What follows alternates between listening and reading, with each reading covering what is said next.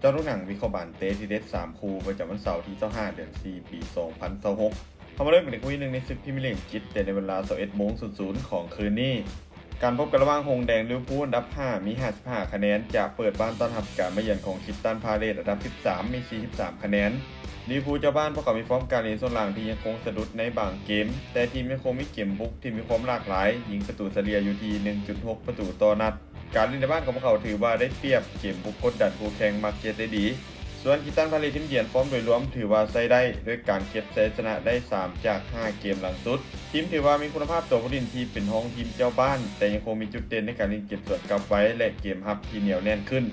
ฟอร์มโดยรวมของทั้ง2ทีมในช่วงหลังถือว่าค่อนข้างสูสีมีโอกาสค่อนข้างสูงที่จะจบลงด้วยผลเสมอแต่ยังคงเป็นลิเวอร์พูลที่ได้เปรียบเล็กน้อยและมีโอกาสที่จะเฉือนชนะได้ในเกมนี้การคาดการณ์สกอร์ที่น่าจะเกิดขึ้นหงส์แดงลิเวอร์พูลจะเปิดบ้านเฉือนเอาชนะคริสตัลพาเลซไปด้วยสกอร์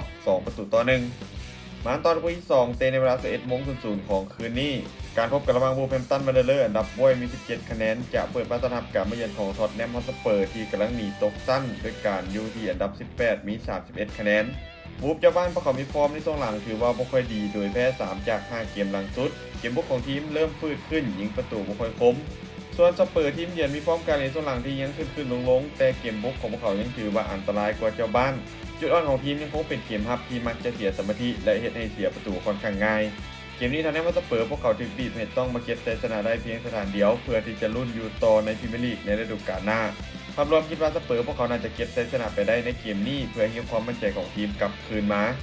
การคาดการณ์สกอร์ที่น่าจะเกิดขึ้นทอตแนมฮอตสเปอร์จะบุกมาเอาชนะวูลแฮมป์ตันไปด้วยสกอร์3-1มาตอนคู่ที่3มีอยู่ที่ศึกพรีเมียร์ลีกอังกฤษในเวลา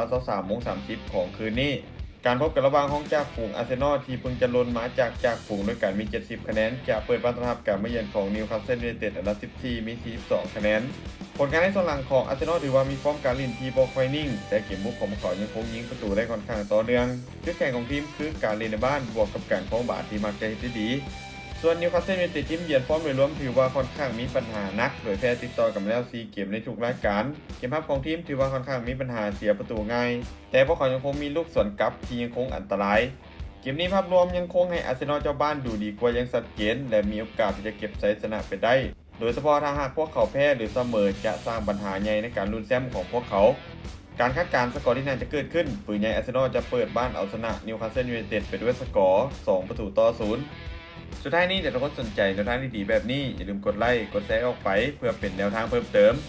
และใครสนใจอยากลงทุนสามารถกดลิงก์ผ่านหน้าช่องได้เลยเด้อ